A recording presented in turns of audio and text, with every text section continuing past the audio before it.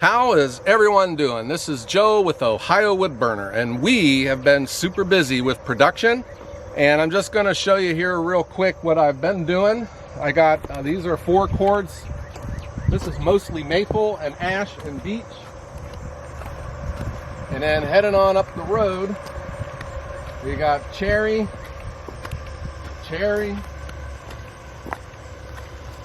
mixed hardwoods, maple, beech, ash. I got cherry. This here was an experiment that I had. I bought this off of Facebook, and I don't know if I got a good deal, but it's here.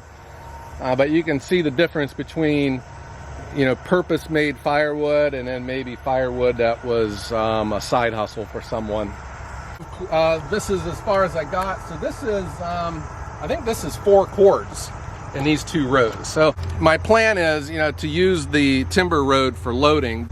I have it set up so that when I am done loading a row, I can pull up the pallets and get my truck in here broadside and get it loaded a lot more efficient. The name of the game for us though, guys, is production. And I had gone a while without logs. I finally got some delivered. So we're getting those loaded onto the live deck, and I'm gonna start just making firewood as fast as I can and get it stacked. The last logs that came in from Log Hauler Jesse were already cut to length. They had come from a wooded residential area, and they couldn't pull them out tree length, so they had them all cut in half. So I think I'm probably going to have a lot of waste with this load, a lot of offcuts, but it will save me a lot of time from not having to run my saws. I can just get them loaded on the live deck and get that Japa fired up. All right. So let me get my tractor going, and let's get this live deck loaded. These are the challenges of running a firewood company, is you gotta have inventory. Why does it seem like the greatest plans are always affected by the most simple concept, and that is you gotta have stuff to sell? My job right now is to get as much firewood made as possible. We have a lull, I think, because of the summertime with our sales. I have noticed, however, a increase in phone volume in our orders. I can see where supply is going to play a large role for us in another 3 weeks. So let's get the Bobcat fired up. Let's get some logs loaded.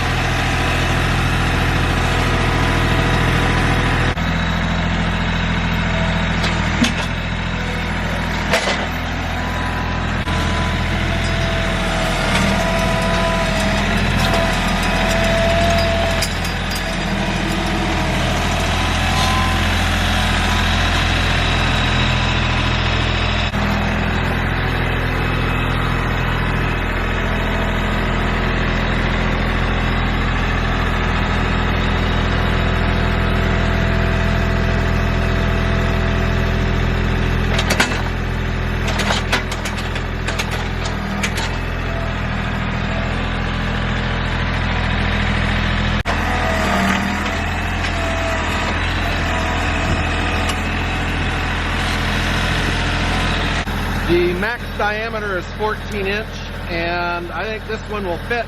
So let's go ahead and put it on. This will run.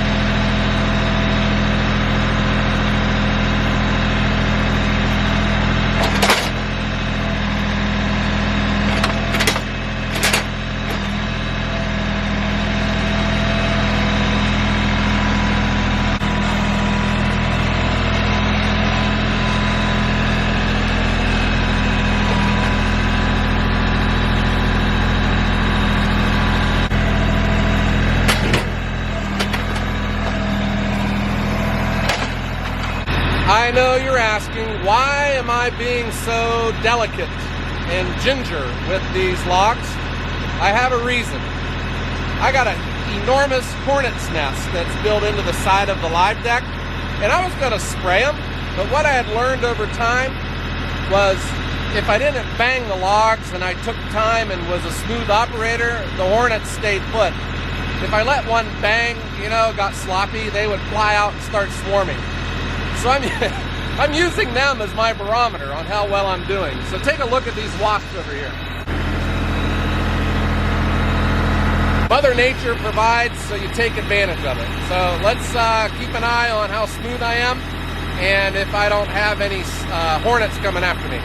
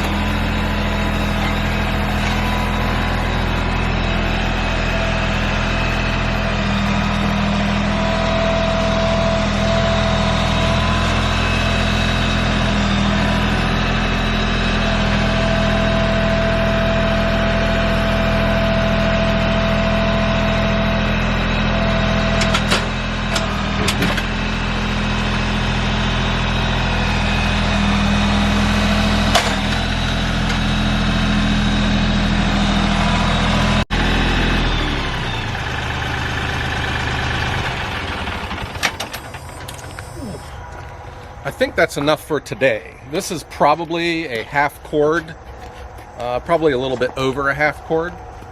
This is all maple. I consider maple my money maker. We split it small, it dries out quick. I think, with some good rest of August, September, and some hot October, these could be ready to go in the wintertime. If you recall, these are the logs that log hauler Jesse brought me, and they're already cut down the length. So I didn't really even need to do any preparing with my new battery-powered chainsaw. I can just get them loaded, get the machine fired up, and get ready to start making firewood.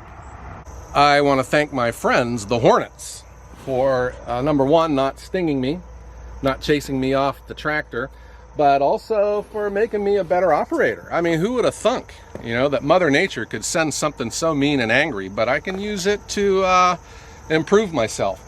I didn't bang a single log, so I'm assuming that makes it also easier on the live deck. It makes it easier on my tractor, and it makes me smoother. And we'll let these guys stay here for another day. As long as they don't bother me, I won't bother them. Did you notice on that one log that I pulled out of here, when I was backing away, a bunch of other logs got triggered and just started crashing down? And that was what I had always lived in fear of before I had my Bobcat. I was rolling these logs down to the machine, and you think that you got the pile figured out, but man, you never know. There's one log's holding up another and holding up another, and the next thing you know, you have an avalanche coming down on top of you.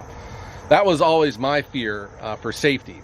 And of course, there's danger that lurks at every corner. But I think, having the Bobcat and that grapple makes things a lot safer. And it makes things a lot easier on my back. And there you go, guys. A loaded live deck, and I'm ready to make firewood. I hope you enjoyed this video. And if you have, give me a thumbs up. If you haven't done so also, check out our online store for our company t-shirts, our YouTube t-shirts, and our stickers. I hope that everyone has a great day.